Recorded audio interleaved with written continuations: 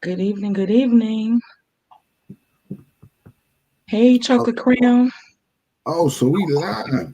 Absolutely. That's what's up. Chocolate Crown, episode 22 and a half. Now, we came in with a little content filler last week. So, actually, this is episode 22, Chocolate Crowns, Kings and Queens. Again, we appreciate you. First, let's start out with how are you? I'm doing well. I'm doing well. I had some goals set out for today, and I made sure that they happened. So I'm doing well. Doing well. Checking in with the grand, my brother Jeff, the real producer, too, the one who created Almer Clothing. Okay, Always how you doing? always living my everlasting reality. So if you on the gram, um, check out my brother. Check out my brother, Almere Clothing Company.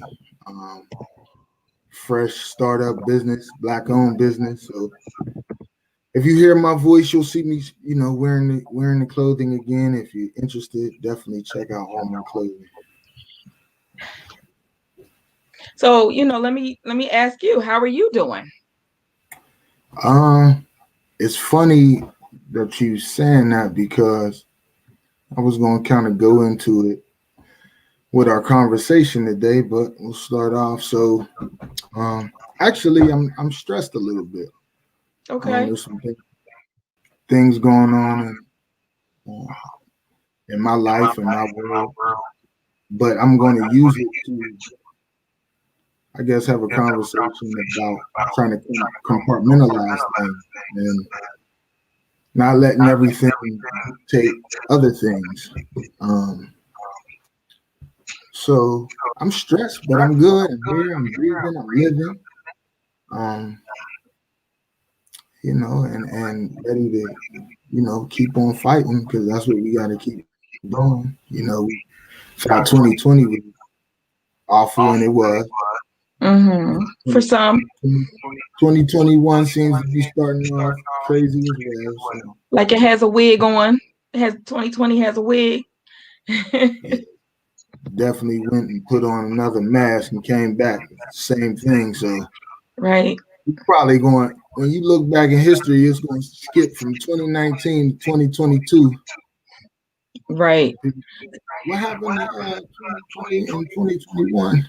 What's up, brother Swanee? Appreciate you checking in, Absolutely. jumping in with us. But Hey, Miss April, how you doing? how you doing, Miss April? So a little stressed, but taking care of the health and doing what I'm supposed to.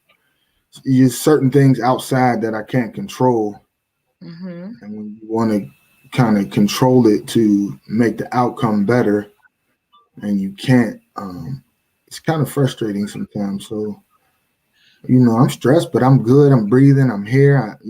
Got my people checking in and everybody Absolutely. on the gram and Facebook. So I'm thankful that we do have this space where we can chop it up and discuss some things. So I'm And appreciative. since you mentioned stress, and thinking about the climate of our society right now, I'm sure other people probably as well, and you can easily get consumed with media, but then you also have personal um challenges that are happening and arising, and it's like life is continuing to go on as well alongside of some of the challenge and life experiences that we're having as well. And something that I was able to be on the other side of that was really beneficial was called like a strategy session. I would have, in the therapeutic sense, would have probably called it a mind dumping. And the person was gracious enough because they are working with me on a project, but I've known them for forever. They were like, let's have a strategy session. Let's block out 2 to 3 hours, which is that's what we did.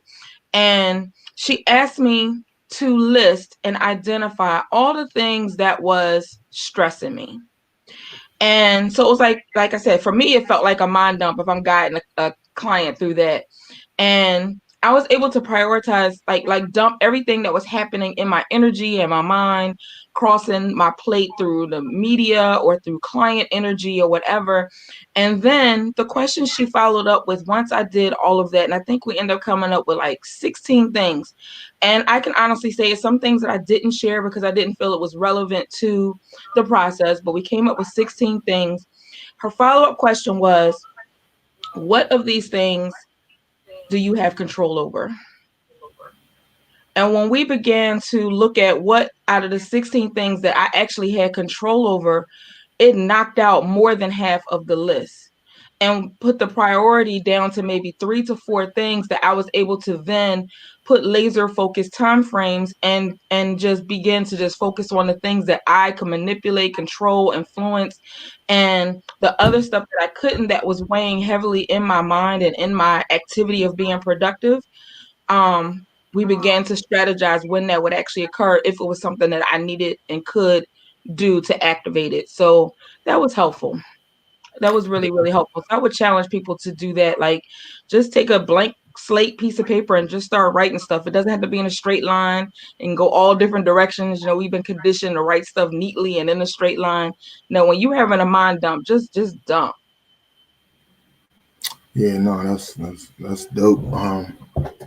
And normally I'm good at, I don't want to say holding it in, but I'm good at dealing with things by looking in the mirror, and trying to be honest as possible with myself. So when we talked about the show, and I was like, well, I'm gonna say it out loud to express it, and also use it as a way to maybe communicate with people that if there's certain things going on in your life, you can't let it affect everything else. You can't let it continuously roll downhill and knock everything out of place and out of whack. Um, and me having an athletic background, and you might have heard the name Greg Schiano, who's the coach again at Rutgers University. They have something, a box that they use before the players run onto the field. And it's symbolic, but they take everything that is the outside world and they throw it into the box, just like you was kind of talking about dumping it on a paper. So, at this particular moment, you can't do anything else about whatever it is that's affecting. You can't do nothing about class, your girlfriend, a job, family issues. All you can do is focus on the here and now. You know what I'm saying? And handle that and deal with that the best as you can, and then go into that other space once football or your job or whatever it is finished.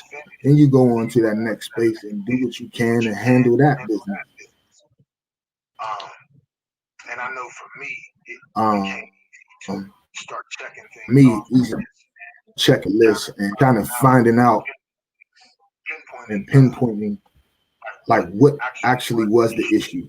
And like you said, what can I control? Like, so for athletes, you can control your effort and how hard you play.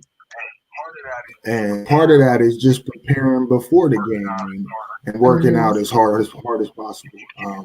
Because you can't dictate everything about a game, but you can dictate how hard you go, how much energy and effort you give. So we talk about things we put in our body. You want to be able to put things in your body you can retrieve the necessary nutrients, minerals, the necessary, just whatever. To continue to move on. And I know a lot of times I know stress, and then they become eaters. People stress and they become secluded.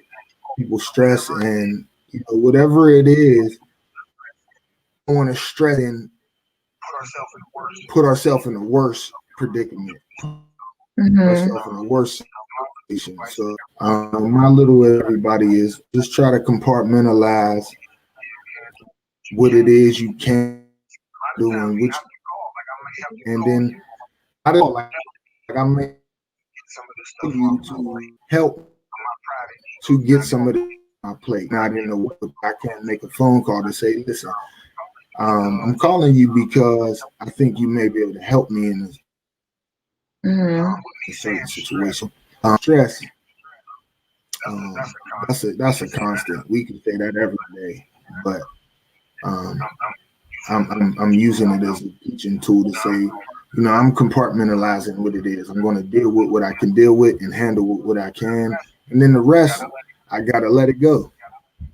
Right, or prioritize it for a day that makes more sense in regards to how you can manage and just deal with stuff more effectively. Like, and that in and of itself is a process, but that's something that you can control. So it's like either you can choose to be stuck by what is interrupting your day or impacting your energy and your thoughts to move forward and hold on to it and allow it to hold you in a holding pattern. Because some people really benefit from you not doing whatever that elevated thing that you're trying to work towards. So if you are striving and pouring into yourself and working towards something more beneficial, then there are people who value you staying stagnant and value you in your procrastinated mindset. And so then therefore they try to keep the process or keep you at that limited mindset and that limited growth thing. And as long as you allow it to consume you and not really strategizing how to actually move forward, then you're actually allowing them to win as opposed to embracing the wins that you're supposed to have. Yeah, I mean, what's up, everybody on IG? Appreciate you checking in. What's up, Facebook? Thanks for everybody who's listening to our voices. And we're just checking in, Yeah, like proper assessment, like my brother Jeff just said on IG. I mean, it's the real deal. Like when we assess ourselves, and sometimes I do it literally, like look in the mirror at myself and kind of have a back and forth with my own self and do a proper assessment, not an assessment that's going to make me feel good right now, but evaluate the whole and see if there's some things that I could pinpoint, and then use, like I said, use valuable people around you who you respect their opinions and their thoughts and the way they move. And, and we do an assessment of ourselves. A lot of times when we allow things to continue to happen on this hamster wheel, we don't know ourselves. So we still studying our own selves, and we don't know ourselves to the point that we think we know ourselves, that we should know ourselves. And then we allow for certain things to continue to happen in our lives, and we get comfortable with it. And even though outside eyes and outside people might be like, why are you staying with, you're comfortable with it? You know what I'm saying? Right. And me saying the stress, I'm saying it to get rid of it. You know what I'm saying? I'm not comfortable in it. So I'm saying it to get rid of it and do something about it. You know what I'm saying? So it's something else. So I just want to say one last thing, and then yes, you could jump and roll with it. The other part is that when we are carrying whatever is not serving us well, and then we begin to move into different spaces in the community or in our relationships, parent-child, or with our significant other, we are preoccupied by the negative energy or the negative thoughts that we don't have control over, and moving into those different spaces. So it's like you have to be mindful that you're influenced by whatever it is, but it could be media, it could be external stuff, it can be your positioning, and I don't know, it could just be so many different things that you have to realize how it is that you shake it off so that you're not carrying something that you don't need to carry into every other interaction and other people that you deal with on a regular basis. Yeah, you hit the nail on the head, because what happens is your stress turns into anger, and then anger is dumped off on other people, and this is your job. So what I always go back to is like police officers being human beings. and going through the daily rigors of life, and then have to come out and deal with the public. Right.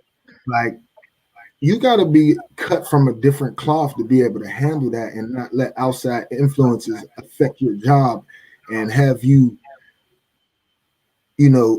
responding to people in crisis in a manner that you shouldn't. You know what I'm saying? This is the thing about our being human and human nature and things like that. There's certain things that we all go through. Right. And if you're not cut from a certain cloth, if you're not built a certain way, if you're not, if you don't have those necessary skills to handle that, it'll show in your job performance. And I say, I'm saying police officers because they get to walk around with guns on their hip. You know what I'm saying? The rest of us are out here dealing with this world the way we deal with it. You got to have proper de-escalation techniques and ways of speaking to people. And some of those people, some of them do have those de-escalation skills, but soon as they don't get an answer that they like or think is correct, then it's, they turned up 10 because they got a piece on their hip. Now, if they didn't have that, it wouldn't be the same way 99.99% of the time. Right. You know what I'm saying? And I just want people, whatever it is that you're doing in your life, whatever your career is, whatever the people that you're around, we all just got to do a better job of compartmentalizing and not letting, the stress carry over into other fields. And then people like, oh, they're a rotten person. You know what I'm saying? They don't want to be around this person. Like, so we just got to be very mindful because, over the last year, it's been different. Definitely. Been completely, you could have been on this year, I've been on this earth 40 years and there's never been a year like this. You know what I'm saying? Somebody could bring me back to the 80s and be like, yeah, in 82 it was this. I was a young boy. So, but this time is different and I lean on my people. So I ask questions to Facebook friends and family and IG friends and family because I don't have all the answers.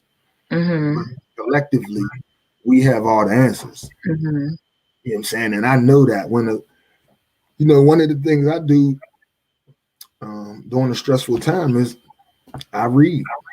Like, I'll get consumed in reading and trying to learn more and start that spark in that engine to maybe get me to an answer. You know what I'm saying? Or I'll listen to some people that I really enjoy listening to and can learn from, Bobby Hemmitt's and Brother Panics. And I mean, there's a lot of, people, old lectures from Dick Gregory. And, even now, happy birthday to the soldier, to the warrior, Martin Luther King.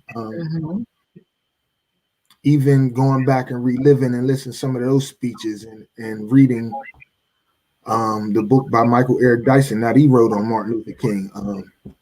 Just my way of relieving stress. And I know that, it's not me stuffing my face with pizza or eating ice cream so I don't go into another issue. You know what I'm saying? Right. I'm trying to do is educate myself and become a little smarter. But we know people who do that. Right. You know what I'm saying? Everybody has different coping skills for managing what they identify as stress or uncomfortable situations. So some people go work out in the gym. Some people go take a run or take a walk, journal, whatever is in their head, which could be like a strategy session, but it's self-guided, just kind of dumping it and letting it out. It's so much stuff. Like even just thinking of it when I thought about the journaling thing, something else that could be helpful to people is that if you do journal, like whatever an experience is that's uncomfortable, and you have, say you text a couple people and you say that you want to know what you want to talk, like just talk it out and say nobody is available. The best thing that's available, we have recording devices on our phone. If you're not a writer, we have voice, recording. We can journal on our phone, or we can actually have a book that we carry with us or something that we could just write all of that shenanigan out. And when we write it all out, like, it's just better to just get it out of your energy, basically, because the challenge is, and we talk about this here on Chocolate Crown, is making sure that the foods that you eat and the mindset that you carry and how it is that you are choosing to evolve and grow as a king and a queen in your space, it takes everything. It's not just one dimensional. It takes multiple different parts to the puzzle to make you whole and to make you at peace and happy. I agree with that 100%. It made me think back to, and anybody who is on that maybe from Pittsburgh, like my brother Swanee, and whoever else may hear it in the future. But if you ever been to an amusement park, sometimes they'll have the distorted mirrors. Yes. Yeah, where you can see yourself and it's wavy and like we have to get out of that. We got to take those distorted mirrors out of our homes, and a lot of that is the filters, and we got to be honest with ourselves. I don't care what everybody else say, but if you are honest with you, then you can move forward. Then you can continue to grow. But if we looking at ourselves through those distorted mirrors and distorted shades and of who you want to be and not who you are now. Compare yourself to somebody else when you don't even know their journey on how they became the somebody that you're admiring or that you are judging. Like, whichever side it is, you don't know what their journey is. So what you see is the representative of what they know to do better. I'm sorry, I didn't mean to cut you off. No, listen, man, cut me off all the time. You got something to say. But yeah, like, and that's the part that people need to see. They need to see when that person that they are admiring or looking at, like, man, I wish that was me. Go back and do the homework. See how they got there. Mm-hmm. You know what I'm saying? Go back and do the research on this person. Because unfortunately, we've been conditioned and trained to not really talk about the journey, because the journey could look ratchet. And so, but it could also be embarrassing, or you don't want people to know that about you. It could create a variety of different taboos or just undesirable like messaging. But it's important for somebody who's striving to get to where you are. They see you as the destination. They see that it's possible because of what they do know. But it's also important for them to know that maybe not the same experiences that you've had, but that there's going to be some experiences. Because like, if you choose to be an entrepreneur, that is the most unique space that has very limited support. But then you're a part of your brand. So it's like, you don't want people to see you throughout the journey for certain parts of it, because you're like, okay, well, if they see this particular moment that's just not a shining moment, then they may not value the services or the integrity that I provide. And that really, depending on your scope of work that you do, is not really truly the case, because they really need to see you in a total picture, depending, like if you go to New Orleans and have a wonderful time, that's like a really, really wonderful time. You might not want them to see the extra wonderful time, but you want them to see you having a good time. And I just picked New Orleans just because I know that's a party city. Yeah, everything is not meant for everybody to see. Mm-hmm. But if you have walked on that path and that journey, you do have some information and skills and things that need to be passed on to the next person. And the next person needs to understand and get out of their own way. Mm-hmm. And put the ego to the side. What's up, sis? What's up, sis? Checking in. Yeah. That's brother, that's family, man, right there, man. She's starting her own Black-owned shop, the Candy Shop. You see it. So if you got some ladies out there and you want some attire and some things, go check out my sis, the Candy Shop. She'll hook you up. Awesome. But yeah, like, and we shout people out because it's important. And somebody could connect with somebody else, you know what I'm saying? And the journeys, you might be 4 months ahead of somebody else, but on this platform, we try to shout everybody out. So you may be able to connect with somebody who is a little bit further along than you, or even give somebody some info who is further along than you that you may have. So listen, man, sis, you ain't got to say that, man. We gonna listen. if you got a website and all that, yeah, sis, if you got a website and all that, put that up there as well, man. Put Bros Goon No Cut Films, put all that up there. Everybody needs to see what we are all doing, man. Like, that makes me feel good. Like, so the stress that I said I was having when I got 4 and 5 people who are Black young entrepreneurs, you know what I'm saying? That's dope. That makes me feel good, man. And if we could possibly connect somebody with each other, I mean, that's priceless. Absolutely. Like we build on our own, you know what I'm saying? Nobody else to control what we're doing. You know what I'm saying? We are building our own brands, man, because that's what we do. We create, we keep creating, but now we're gonna create and we're gonna hold it tight, you know what I'm saying? And we're not giving it away. Mm-hmm. You know what I'm saying? We're gonna create and continue to build, and you know, that's all this platform was. I mean, myself and Mary, we're talking, but like she told me earlier today, I asked her a question. Was the co-host or the people more important? And she said the people. You know what I'm saying? The people more important. You know what I'm saying? So she's like, Fletch, you could get off the show because I ain't say that.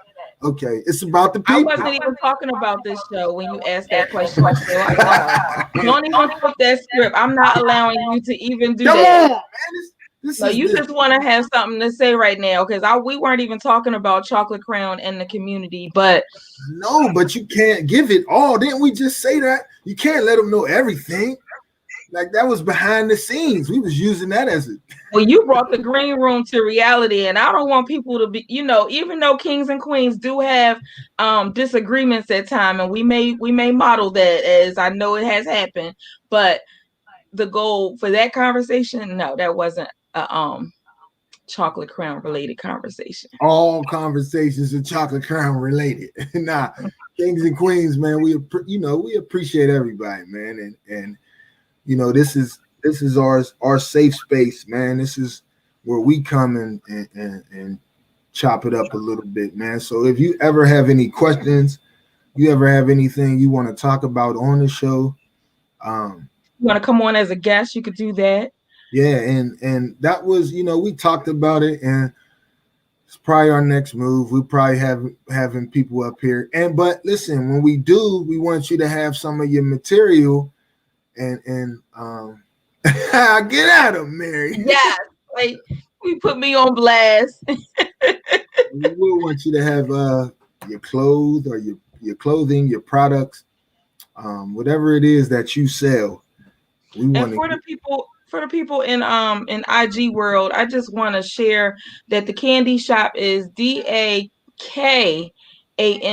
shop.myshopify.com. So I will try to remember to come back to the post and share that as well for you all on Instagram so that you can have her information as well. She says she's sold out, which means people is loving on each other. Yeah, that's like we want everybody. Like, let's hold up. We sold out, and listen. Also with the candy shop, videographer, picture taker. You need music videos. You need commercials.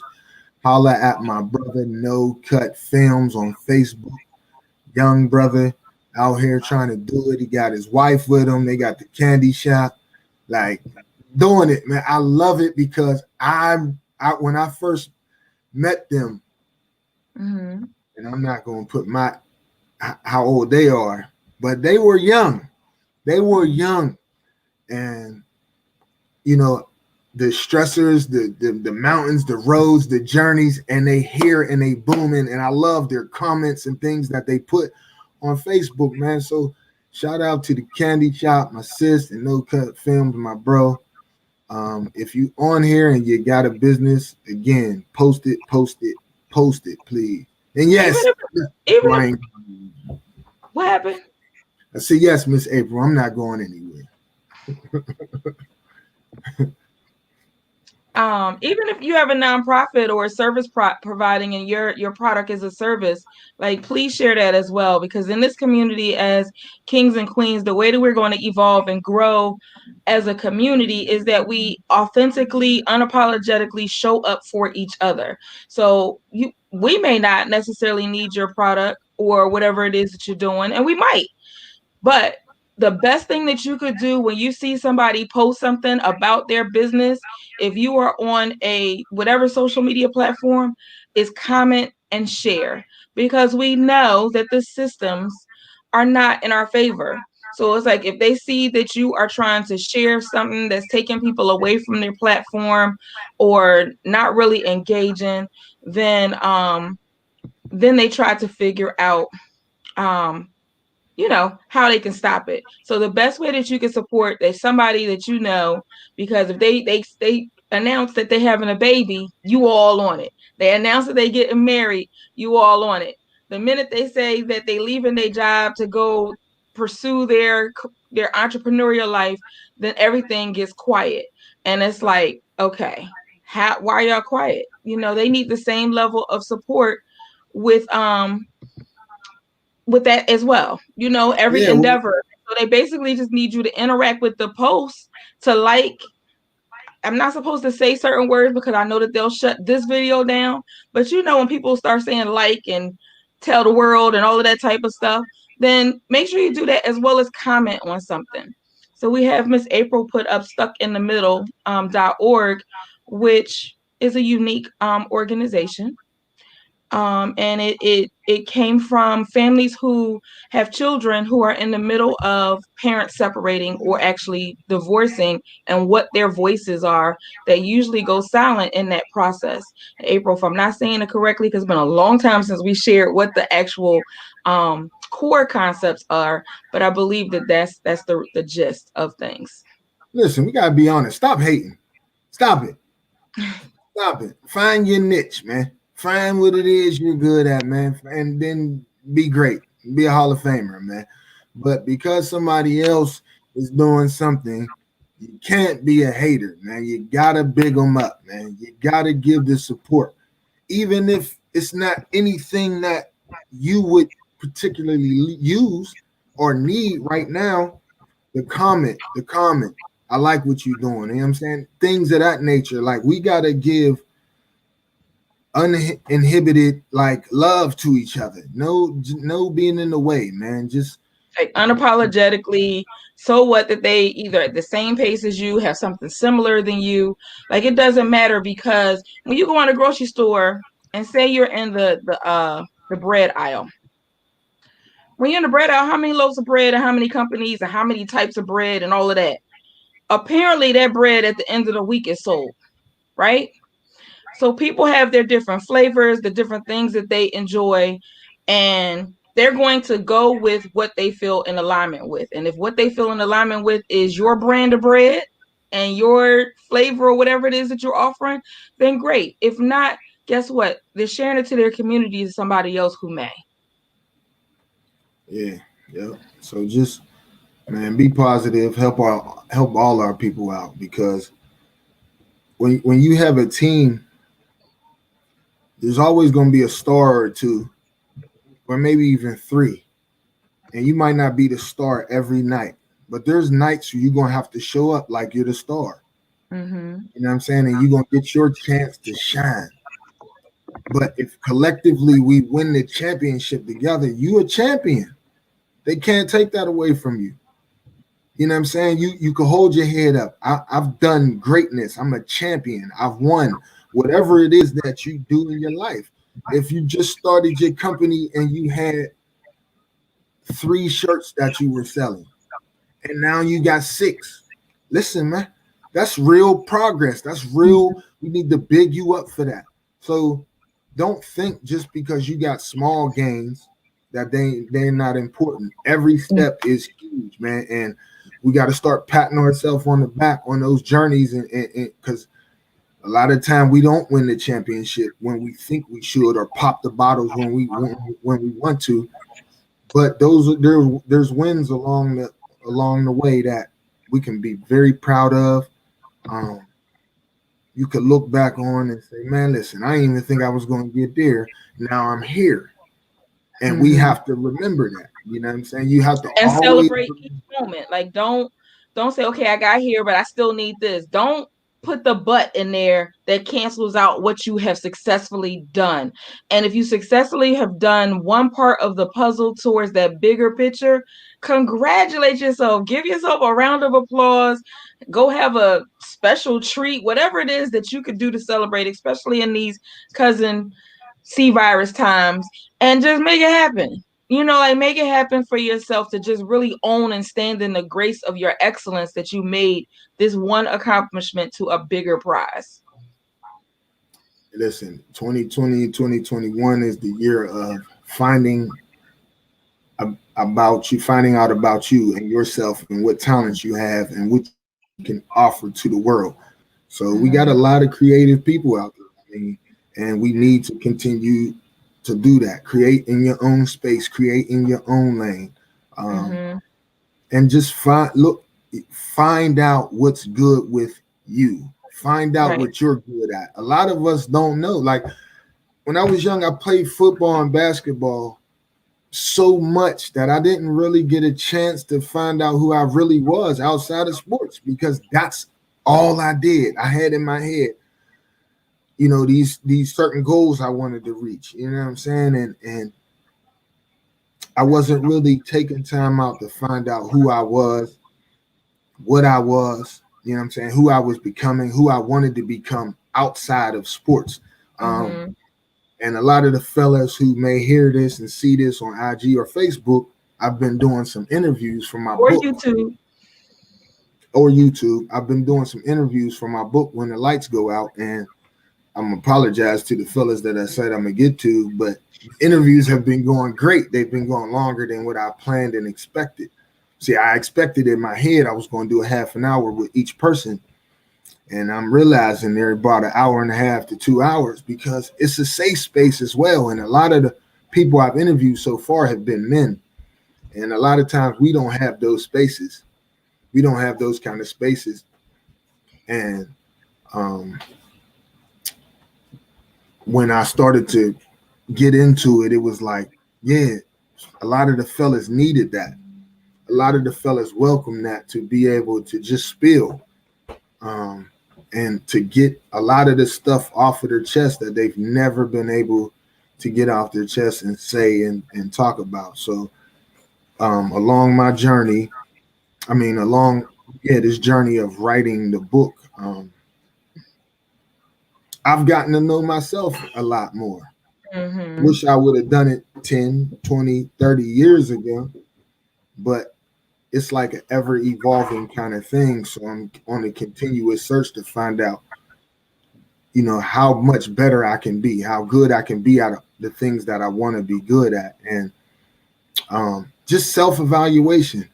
And like my brother Jeff put up from Almer Clothing Company, it's the whole spectrum, looking at the whole thing, not just the parts that look good to us, right?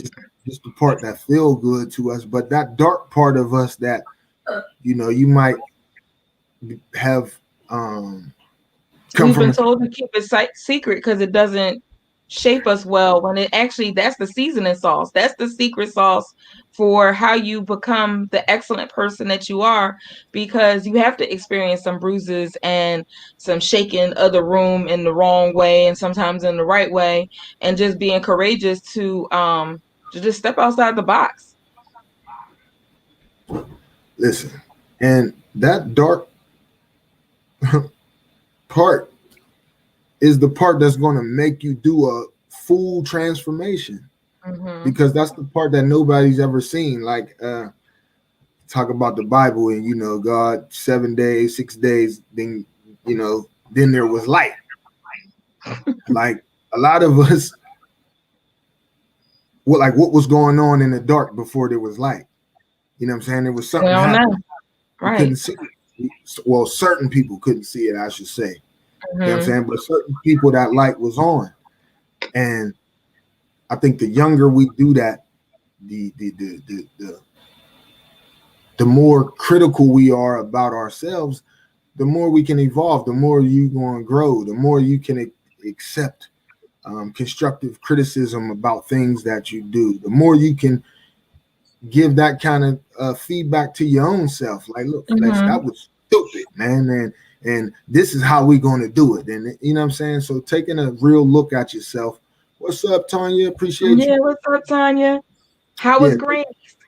Taking a real look at yourself it's only helpful. It may hurt when you initially do it. You may not like what you see when you initially do it. But once you start working through it, then you like, oh, okay, this is why I couldn't do this. Or this is why I couldn't do that.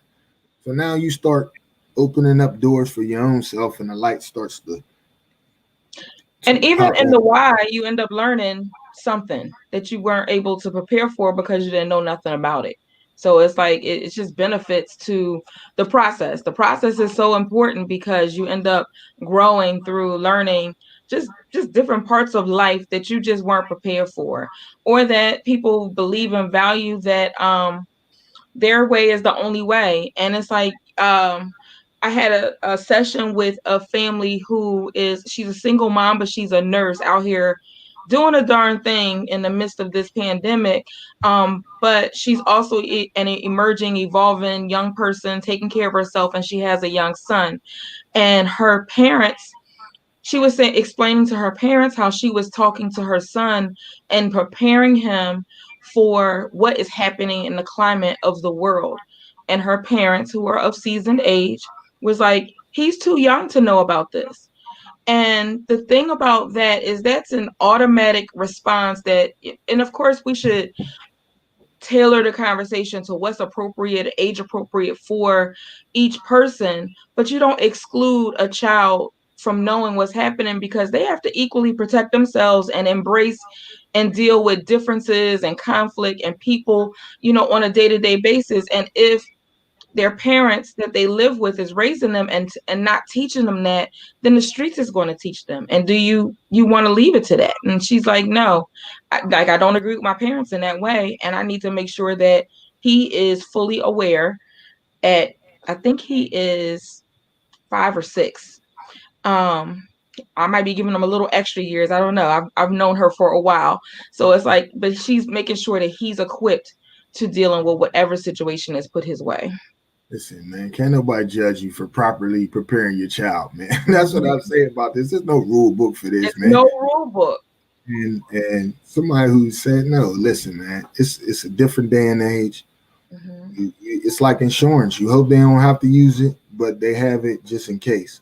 And I always love, since now we have everything so virtual, now and he's getting older, during the time that we're usually having our conversation, he always says, Mommy, I love you.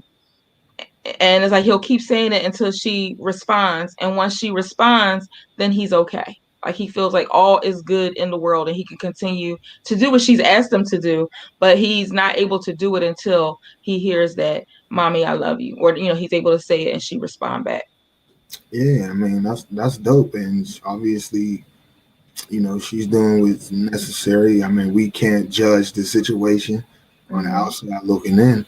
All we see is a mother who's trying to do what she feels is necessary. So, I mean, and she's an RN, so she they're experiencing a lot. Yeah, all of it. And so if she's going through it, you have the answers, or you have some of the answers, or you have ways to deal with it. You give it to the people around you, and one of the people around you is your child. So, right. Listen, man, none of this is, nobody's perfect. I always give my disclaimer.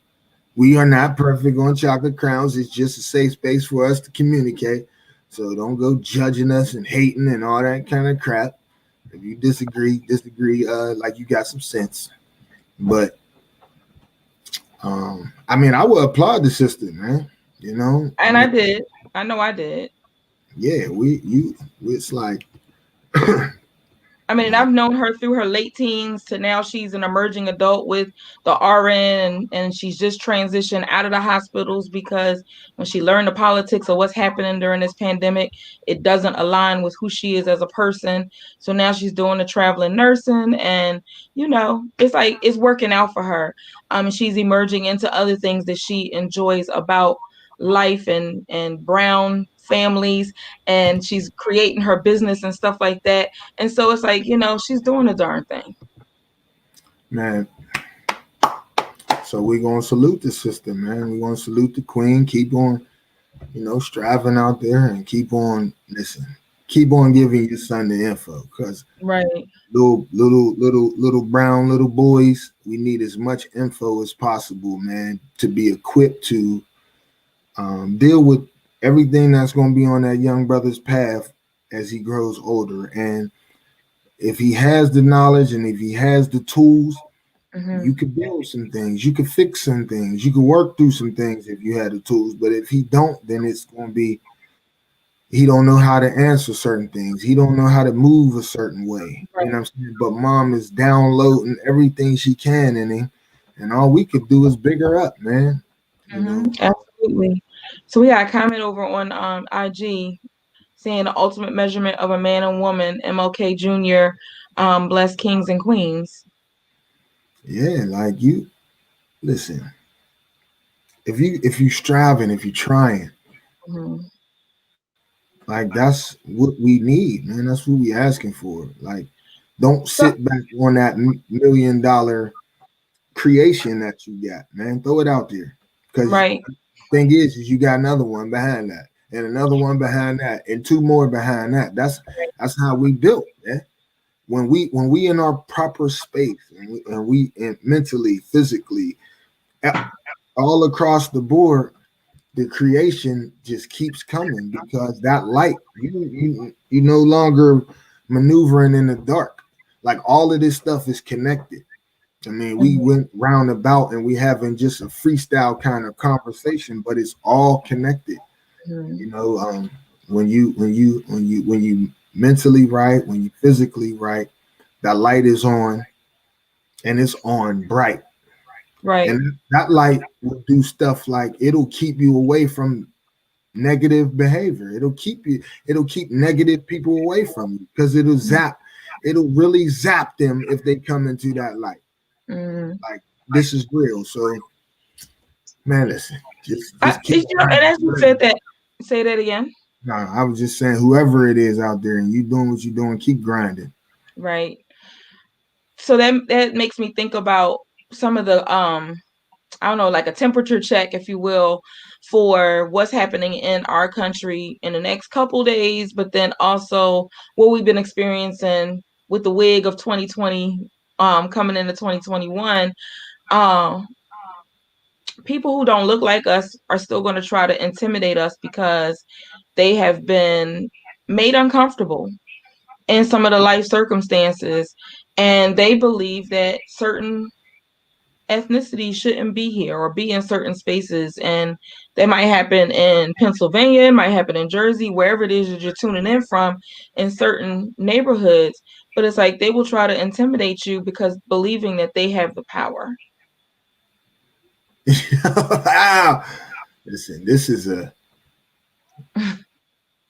this part of the conversation can go real left really fast. Oh, I want No, if we being like 100% honest, like, you had the topic that we were supposed to talk about, code switching, and it's MLK's birthday, which they so disrespectful. They ain't even celebrate the man's real birthday. They put it on a whole nother day, which is disrespectful in itself, right? And it's supposed to be a day of service as opposed to a day off. But I hear people when they talk about the story, and he was, he wanted everything similar for everybody and rights for everybody. But the question is, we need to ask why, and everybody sugarcoats it. I have a son, and I listen to the teachers read and talk. Like, stop it. We're sugarcoating it. White folks were awful. Awful. I mean, awful. We're just getting a glimpse of it now because we have camera phones and all this. Mm-hmm. But they have been awful. And there's no sugarcoating that.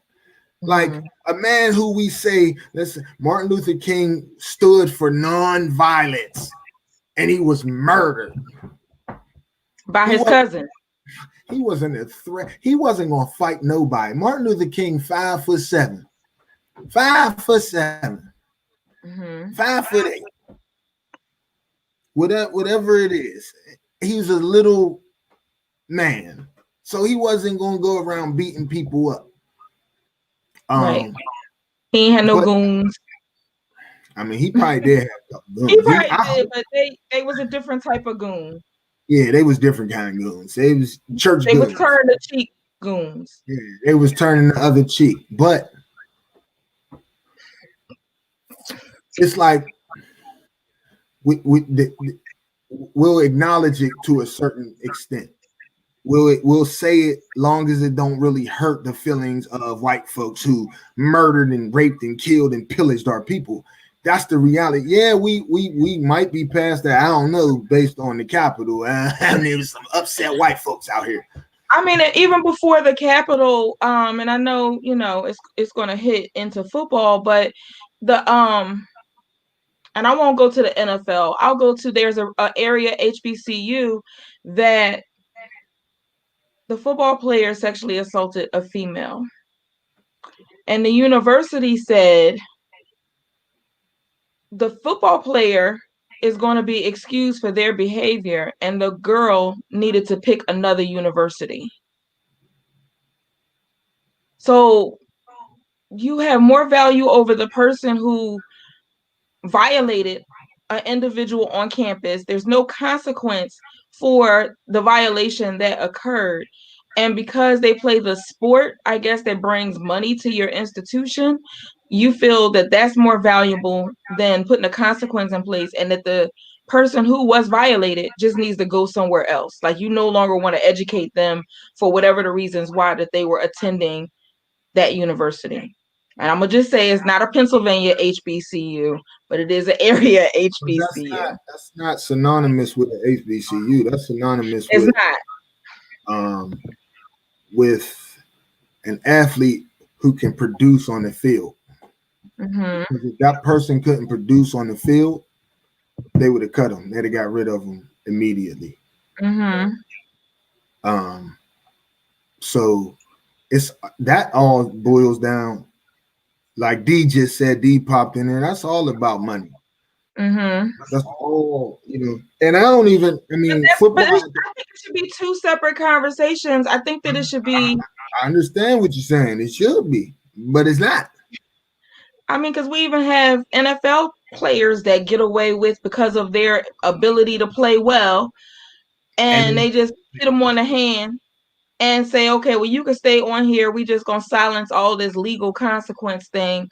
And it's like, where is the fairness? Well, we got to understand. Somebody being violated is okay. No, that's society's issues. Sports just gets the spotlight because everybody watches sports. That's society. Sport is a microcosm of society. This society is like that. So we could just pinpoint football. The orange dude got 15 cases against him. Well, he came out and said, do we think that he's going to be held accountable? Of course not. Of course not. He's the white man in America. With money. He was able to tell other white folks, tear down the building and go in there and beat up some white people because our vote didn't go the way we wanted. But white folks, inconvenient. It's never been going the way we wanted it, man. It's never. When you made this up, you didn't even write us into the voting process or the Constitution. So you mad for no reason, right? You ain't got no reason to be mad because you still privileged. I watched the white lady who got arrested from the Capitol thing, from the domestic terrorists, and she was speaking from a $500,000 home. Are you kidding? How privileged do you want to be, white lady? Like, let's be real. Like, there's people out here with real issues and going through real problems. There was white folks in the military, judges, police, everything out there. You got a privileged life. Ain't nobody taking that away. Right. That's still going to be the same thing today, tomorrow, the day after. Correct. You know what I'm saying? Like, we go back to watch the little white girl who assaulted the young 14-year-old black kid over the cell phone. And what she did to Gayle King on the news, Gayle realized, I'm just a Negro. Because the little white girl told her to hush. Hush. But what she do? She hushed. She hushed. Because and I'm wondering, did she become startled? You know, and that's probably my profession coming out. Like, did she become startled? Did she begin to think of consequences? Or was her reaction about to be all the way? No, it wasn't. Stop. Nope. It wasn't about to be all the way ratchet? No, it wasn't. And she thought about her paycheck? Gayle don't need that job. She best friends with Oprah. She don't need no job. But that's another. She don't have the courage to talk to white women like that. She'll talk to Snoop Dogg because he's a black man. They won't talk to white folks like that. They never do. She's on what station? She on CBS? I don't even know. I mean, you can say she was startled. That's making up an excuse. From my point of view, understood. A little white girl told her to hush. But I think that in the fact that she told her to hush, she identifies as Hispanic. Okay. She's a Negro who speaks a different language. That's what that is. Hispanic's not even a real term. She's a Negro who speaks some funny language. I think that it would be oh no, she didn't just go there and I'm on national TV. Again, I can't take people through the journey of what my mind and thought is saying because I need this paycheck to come through this automatic deposit on the 15th and the 30th. So therefore, did she really just do that? And I can't really retaliate because, or I don't really know how to respond to get my thoughts together quickly enough to swivel. And it's like, okay, you basically showed us who you are though as well. So was she really silent, or did the young lady show who she was? And it really answered a lot of questions that people had about the interview anyway. So it's like the action can be read from a lot of different pivots on both sides. Okay, so from my side, oh goodness, the little and April said, why belittle herself? Because people belittle was I guess she's saying Gayle was going to belittle herself by coming back at her and realizing that she's talking to a little girl. Child through the ringer. She needed it. You want to know why? She sat there. Her mama already been through it with this little terror. Her mama was there with the mouth shut. So somebody needs to say it to her. That was the lawyer. That was her lawyer or her mom? That was her lawyer. Oh my God. So she came on Gayle King's show with a lawyer. Guilty. And like Dee said, she is controlled by the media. So she ain't going to say nothing to the white girl because she's not allowed. But she allowed to say something to Snoop. She allowed to talk bad about Kobe after he died. But she ain't allowed to say what's on her mind to a white girl because I'm scared of what they're going to say to me. And my check. And because she need that automatic deposit on the 15th and the 13th, friends with the old lady or not, she need what she need. And man, listen, she don't need that. She could get another job. That's Gayle King. She got Oprah on her resume. You gonna get hired. Nobody don't want to see that wig no more anyway. Nobody don't want to see that crooked thing anyway, man. We want some real sisters up there, man. We want some real sisters. We need you on CBS for Gayle's spot, man. Because a real sister would have dragged the young girl. You ain't got to go crazy on her, but she need to be put in her place for the next black person she talked to. And she gonna be like, oh, okay, nah, I'm not gonna disrespect them because I know the consequences if I disrespect them. You know what I'm saying? But if we let them continue to go, That's what happens. That's why we still on this same hamster wheel, same stuff that was happening 40 years ago. They still murdering black men and women in the streets because we never put their feet to the fire. You beat up the bully stopped beating you up. I say this every week. And every week we got another example of us. I mean, you started it by saying, are people being scared? Because us being intimidated because of the fact of the positioning that they may do or say or activate in us in the grocery store, at the hockey game with my family, at places that's a natural location for where it is that you travel throughout every day, and they act as if you don't have permission to be there. I mean, it makes me think about we were preparing for a workshop and we went to Michael's, and getting out the car, this woman was looking as if we weren't supposed to get out the car, and that we had to wait until she got into her car before we can get out of our car. And it's like, okay, you were coming out the store at the time that we started this process, but the energy and the way that she looked back, like she could have got, it could have turned left, all the way left, real quick. Boop. Oh, you chopped the old lady in the head, Fletch? Nah, I ain't chopped the old lady in the head, but I did give her the look that you gave her.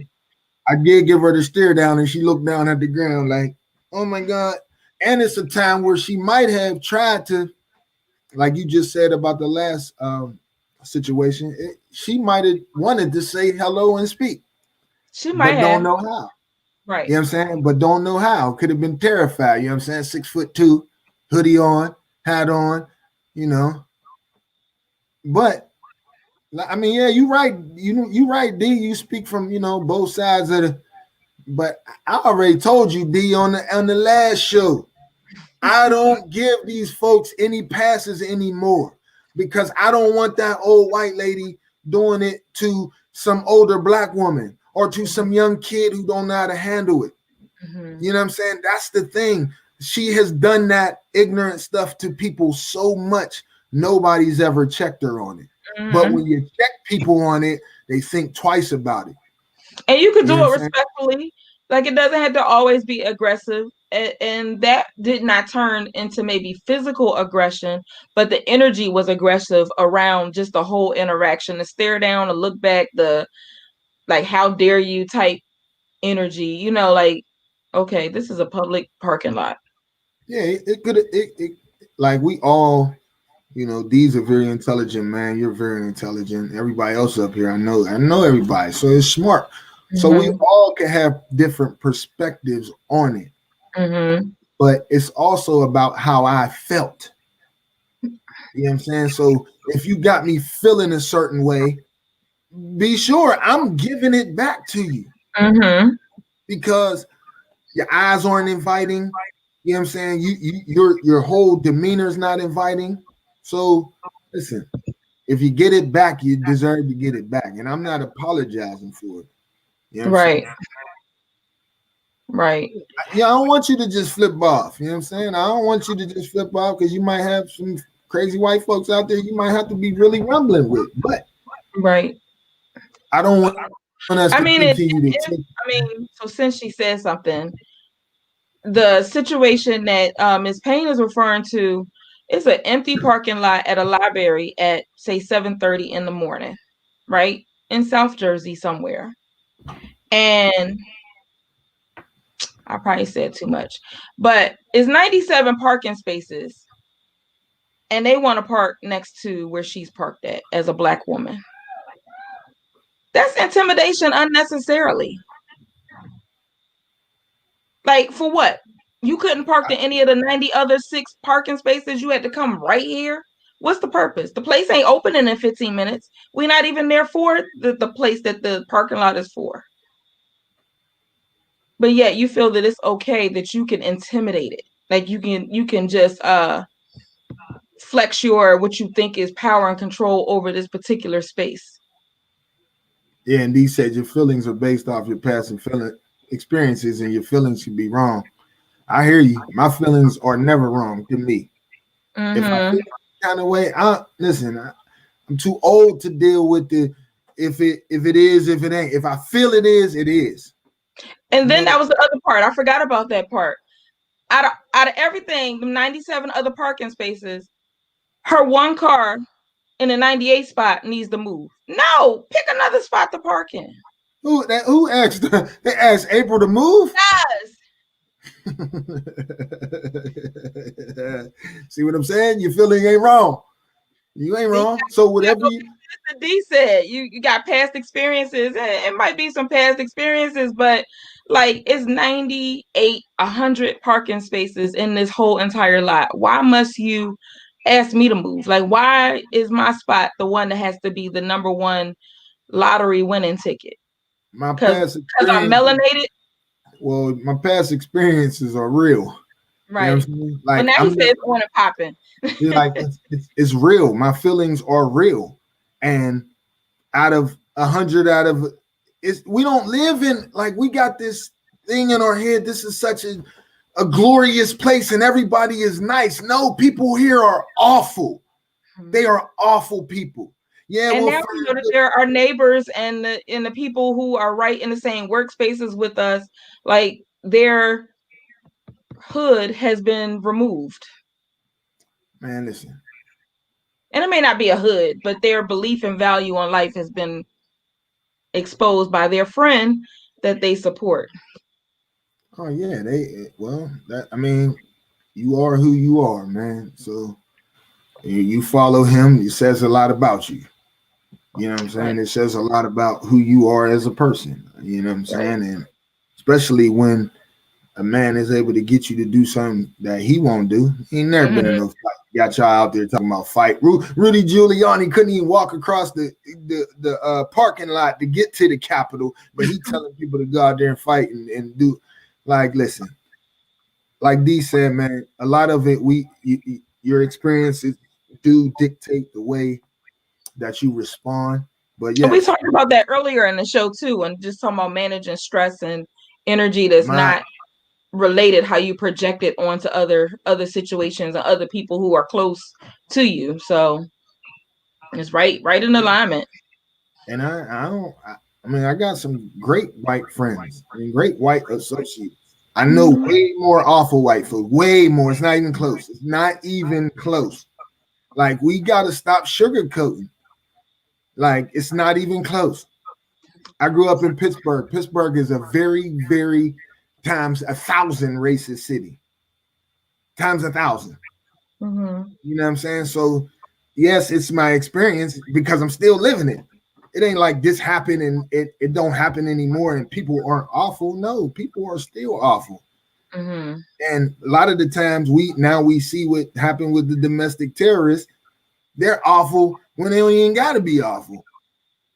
You know what I'm saying? This system was built for them, and they still mad. Mm-hmm. How you mad?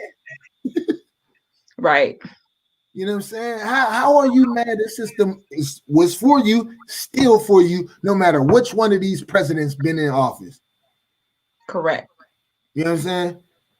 No matter who was in office, it was still okay for you. Mm-hmm. Mm-hmm. You know what I'm saying? Like, so, yeah, my experiences dictate how I react towards people, especially now. Yeah, my senses are up, and I feel when it's off, and I feel when people, like, I'm a 6'2" black man. White women been locking the doors on me since I was a young boy. Mm-hmm. Oh my God, terrified, but don't know I'll be the one to help you. Even if a black dude tried to do something to you, I'll be the one to stop him or try to stop him. Mm-hmm. Mm-hmm.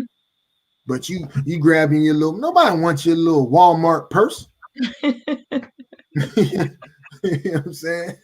Like, so we live at a very sketchy time. Everybody's on eggshells, and we can't. It's like we need to be aware of what's happening in our surroundings, but excuse me, not get distracted. Like, you know, you could be in your feelings and respond the way that you feel is appropriate at that time, but you also have to just, know that every conversation is not for you. and just recognizing that and realize, saying, okay, if it's not for me, the energy ain't right, the what they doing is not really about me, and how I'm about to give them a reaction that's more than about this interaction right here, then you could be the person, not necessarily that you walk away, but you could do something different, like write a letter to the township and let them know that this situation occurred, because the next time may not be as calm as the first time. That's why we need our own military and our own police. Our own. So 150 people show up on your front door. That'll get you to change how you talk and act towards black folk, right, and melanin people, and people who just aren't from your neighborhood. Like, the candy shop. She put up there, some white woman was at her when she was 7 because she was in a perceived wrong neighborhood. Well, that means that if she was in the wrong neighborhood, all these people gotta go back where they from. Like, let's be real. Let's be real. Like, I hear people then leave the country. What? You're awful. You're destroying a country that was here before you got here. Before you said, I want to make this America and take over and kill native people who were here. Like, so I'll give people, because sometimes we don't go back and do research and history and on history and stuff. We just remember the history books and civics classes that we took when we was in 7th grade. But there's YouTube has a station called Vox, VOX, and I want people to go back and check it out. If you're a YouTube person, just type in Vox when you get in there, and thousands and thousands of videos will come up on all kind of stuff. But over the last week, I've been watching videos called How the U.S. Stole This and How the U.S. Stole That. And I brought it up to basically say, we're at a point in time, like, we don't believe who these people really are and who this government is and how it was established. It wasn't established by voting. Every video that I watched, they murdered everybody. They stole it, just like they tried to go into the Capitol. They stole it. They kill people. They murder people. You know what I'm saying? To build what they think or what they want. You know what I'm saying? So when we talking about, this country and we got a sister who we voted for, and these people aren't playing checkers. They are playing chess. There's a reason why they give you people who look like you and still treat you awful. It still got your foot on the knee on your neck for 88 minutes and 46 seconds. You know what I'm saying? Like, had it on your neck since we've been little kids in some way, shape, form, or fashion. And we keep lying to ourselves that this thing is going to change and get better. We keep doing it, but we're not doing anything to really change this. We're going out and vote. We talked probably a few shows ago about having community roundtables and people taking a piece of the puzzle. I'm sure you probably gave the football analogy of the different parts of the team separating and doing what is important to that part of the team, and having confidence and trusting your community that they're going to do their part and that you're going to be able to bring the puzzle back together and activate whatever change that is necessary. And that requires really trusting and connecting with those who you need. The blueprint has been given to us already, and we just need to really replicate what that blueprint is. And the blueprint that was given to us is from Georgia. Stacey Abrams didn't just start her strategy plan at the time that governor was not, when she wasn't elected governor. She was more valuable in the community in the role that she has now, because for the past 10 years, she's been navigating this plan and establishing the relationships and establishing what we're talking about, these different pieces of the puzzles, and strategically putting people in place for a time such as this. Not that she predicted this time, but that's the blueprint. And it's like people need to talk to her and figure out, okay, who did you find to be in the communities that you serve as the key people and why? And then begin to mirror that wherever it is that you provide services and support in your community. And we definitely, I just see the first 3 words of what Daryl wrote, but we definitely have to heal past that first step and grow through whatever trauma, we've experienced too. But that takes ownership and understanding that we didn't have any control over that situation as well, and we don't have to stay stuck in it. So it's like you make a choice on where it is that you want to heal from the inside out. Yeah, D is on point, man. You want to heal, we got to start within.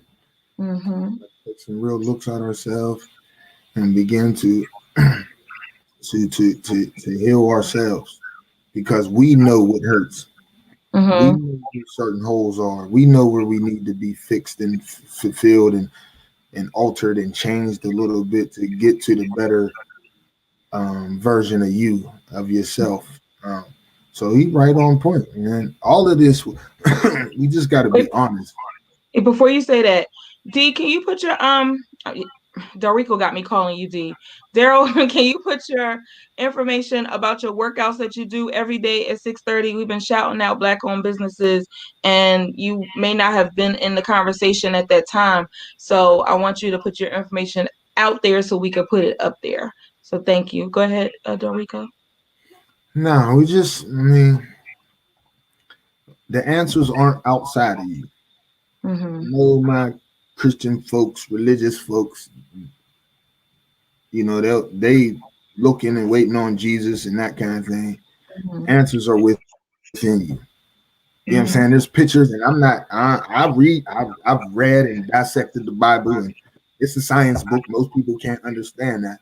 But there's images of Jesus, and he's holding his heart. And there's a reason for that. Mm-hmm. Because that's where it's at. It's Mm-hmm. inside of you. It's in you. There's nothing outside of you that's going to save you. Look out here. Look out in the world. There ain't nothing out here that's going to save you. Nothing. You got to look in that mirror, and like Mary always say, peel back the layers. Hey D, man, you just wrote a whole script. It covered up our whole face. I know you're supposed to put 630, 15 push-ups, 625, 35. D got it, holding it down. But so everything is something new, but how do they find you? Like, do you have a Facebook page or a website or something like that? I know, something. Yeah, we just gotta really, really, really, really, really take that look inside and know the answers are in you. You know what I'm saying? Nobody knows you better than you. Fletch got a big mouth. Fletch shoot out a lot of info. Fletch don't know you like you. Mm-hmm. Like Fletch works on me. I take herbs myself. I study myself. You know what I'm saying? I study how I react. I study what's good for me. And we all got to do the same. You know what I'm saying? Mm-hmm. Mm-hmm. And I'll take a look at myself every day. And there's definitely things I need to fix. I want to fix. I'm going to fix. You know what I'm saying? So that's the goal for 2021, man. Taking a real hard look at ourselves, mm-hmm. And really working on that and trying to fix some of the things we can, man. And every step is a positive step. If you telling yourself you want to fix yourself, that's where it starts, man. Having a belief in telling yourself that it's gonna happen. A lot of times, they call it speaking into existence. Mm-hmm. So if you say it enough, you'll start believing it. That's why they beat you in the head. Power. That's why they beat you in the head over the radio with same stupid songs all day long. And you know all the ratchet songs. Even if you don't like the artist, you might not even know who the artist is. But when the song come on, you know it because they've been beating it in your head. So we got to do that to ourselves. We got to beat it into ourselves. Learn about what it is that we need. Learn, because we rewind back through this history and through education. It wasn't for us. They didn't tell us things about ourselves. They gave us the same standard. They gave you, Martin Luther King and the same Rosa Parks. They gave you the same couple of people. That's why I went to a HBCU, because I was like, okay, I done had 12 years of these three people, and I know it's way more. All you had to do was turn in the Martin Luther King report every year, the same one. You got an A. But let you talk about Nat Turner and Marcus Garvey, you might have got an F. Mm-hmm. They might have got you. You talk about Overture in the Haitian Revolution, you might have got an F, man. If you tell us about Martin, because we ain't scared of Martin. Right. You know, but Nat and all these other brothers and they alter the perception too of Malcolm X. Like, he wasn't as grisly as they create him to be. He wasn't who? I said grizzly. Like, he wasn't really as, he wasn't really as mean or negative as they portray him to be. Yes, he spoke back and he spoke his mind and he dropped science with books and education. They didn't like that about him, but they paint him to be the total opposite of Martin, and that's actually not true. Any black man who speaks power, who speaks with power, you're a threat. So they're gonna say the opposite about you. They're gonna say, and they want to put us against each other. Yeah, but they knew that they had to use some ignorant Negroes to get even close to him, because they knew who he was. He'd kill you. He'd blow your head off. He wasn't no passive aggressive. He understood who the enemy was. He understood who the counterpart was. That's why that picture with him with the rifle in the window was so important. Like, they knew, you go to that house, if he's there, he's going to shoot you. He's going to kill you. You know what I'm saying? Like, and it was all to protect your people and uplift our people. He wasn't going out there just to murder people, no. But if you cross this line, and we all need to do that, draw that line in the sand. And if you cross it, there's consequences for crossing it. You know what I'm saying? There's consequences for your actions. You know? So when we continue along this journey that we on, they about to put a new president into the seat, and the old one's about to give itself a farewell with, let's just be mindful, man, that we still got to do work no matter who they give us as president and vice president, because that's what they did. We didn't elect those people. They gave them to us. You know what I'm saying? Because neither one of those two people, if we had our choice to choose from all the millions of black folks out here, we would have chose Joe Biden and Kamala Harris. So those people were given to us, man. You know what I'm saying? They were given to us. What's up, Queen Lean, Mama Joe? But I just want to thank everybody for checking in. I just wanted to give the name to the long book of what Daryl gave. What happened? I'm not officially wrapping it up. I was going to go through some of our people who had companies and that. Yeah, so we got Get Fit 205 for daily fitness. Hello, Queen Lean, Mama Joe. For the daily fitness, and as you saw his book message that covers up our face, every day is something new. So you can check out that comment and hook up with him and make sure you support if you're trying to be fit. You got Almer Clothing Company, which you can speak more to than I would know. Well, yeah, Almer Clothing Company. It's expanding. He has hoodies, t-shirts, jackets.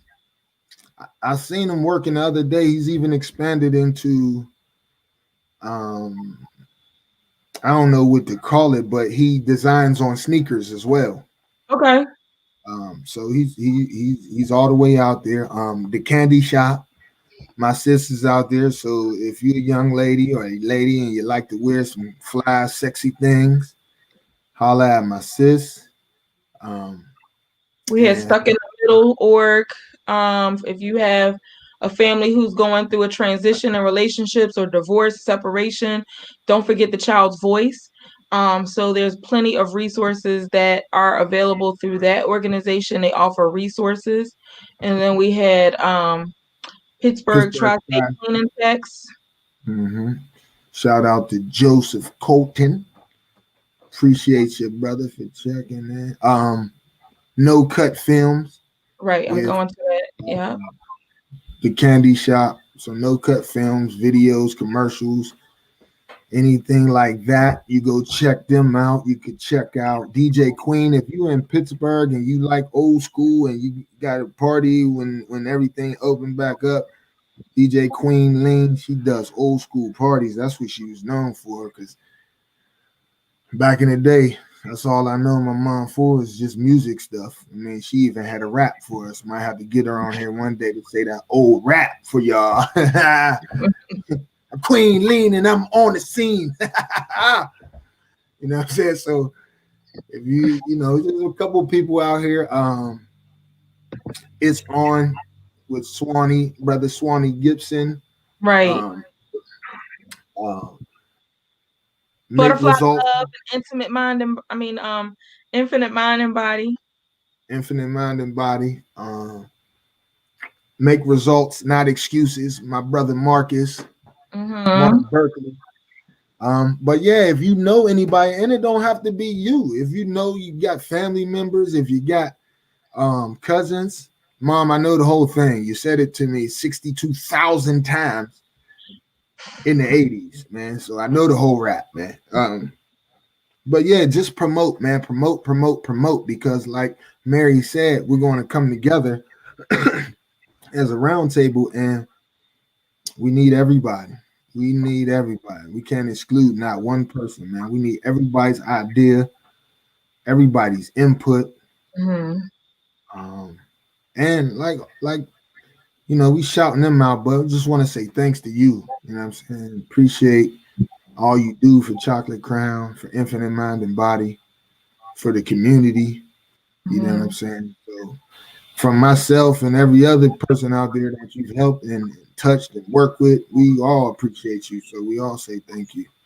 Thank you. Thank you. And everybody out there, if you out there and you in these communities and you putting in work, man, shout out to you, man. My brother Calvin Murphy, Coach Cal, shout out to him, because I know he's one of the brothers like myself who goes places that a lot of people don't go. Shout out to my other brother, Nick Brown. I seen him Nicholas Brown posting about his kids and what they were doing. He's checked in a few times on the show. So everybody who's out there, man, if you out there, the Queens in Training, shout out to y'all. Keep doing it, young sisters, man. Keep showing up, man, every Friday, becoming better. Queen Evelyn, shout out to you. But all y'all, man, we out here, and a lot of times we don't hear thank you. So I'm starting it by saying thank you, man, because we don't make a lot of money with some of this stuff. Right. You know I'm saying Chocolate Crown is doing nothing right now. but we will have our paraphernalia sometime soon. Yeah, we'll have it all up here, man. We're still building, but we can't stop from, communicating with you guys. So we're still building, and everything will be just right soon enough. So once again, episode 22 was dope. Appreciate you guys, kings and queens. Absolutely. Stay safe. I will have the flavor sea moss for you really soon. I'm working on the lemon. I'm working on the strawberry. I'm trying to find one more fruit at least to help with the taste, help with the digesting of sea moss. A lot of people, the texture and that kind of thing. So I'm trying to invent something new or create something new. So I want to thank y'all. I appreciate y'all, man. And if you out there, I probably will be calling you to interview you, because a lot of people are going in the book. No, you're gonna say something? I was gonna and like share. I don't have a thing ready to have it go across the screen, but we have a family prevention. We rebuild a home. I can't think of our quote. Sorry. Rebuilding a house, one home at a time. Something like that. But we have a family. Like if you or anybody has been touched by gun violence, and just need support, going through, we facilitate a free to you, because it's a grant funded program that is resuming on January the 25th. So if you would like to attend, basically you can contact one of us, but then it's just registering your name that adds the topics that you are interested in or how gun violence has touched you and your family. And so that way, Delrico and I can organize the sessions to really address and support what your touch to the unfortunate, incident has been. But that is a bi-weekly group that we do on Mondays, starting the 25th of January from 7 to 8:30. So if that's just another way to, support us as kings and queens, as well as supporting your journey as you grow through that. Yeah, no, check it out, man. It's informative. You know what I'm saying? We might laugh, you might cry, you might do it all in this group, man, because it's real. Mm-hmm. And I would be remiss. I'm dead wrong. My aunt is a dope comedian, Just Janelle. You see it on the screen. YouTuber, go to Facebook, go to Instagram. She will make you laugh. Like for a long time, this woman was the funniest person I ever knew, met. She has a real story, interesting story. She's very, very funny, naturally funny off the cuff. So if you like new comedians and you want to check it out, my auntie Just Janelle, look her up, man. Look her up because she's very funny. And during this time, a laugh sometimes is what we need, and it will sure to provide that. But yeah, we out here doing some things. We got a class coming up that we about to. Oh yeah, workforce development. Yeah, this weekend. So there's things going on, and next week we'll come in and let you know how this session went. But I just want to thank everybody, man. We appreciate you because you could be doing a whole bunch of other things. This football game on, probably your favorite shows on, right. But you took a time out to sit with us for a minute, and I appreciate you. We appreciate you.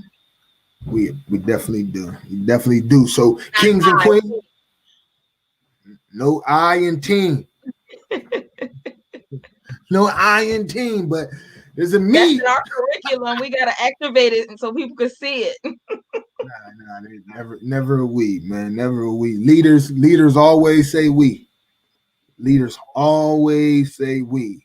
Because everybody know who the leader is and they'll get their credit, but it's to uplift other people. Leaders always say we. So we thank you. We appreciate you. We see you next week. Yes. See you, Swanee G. Thanks for the love. Thank you, everybody, for joining us this week. And yeah, we'll see you next week. Be safe. Be safe.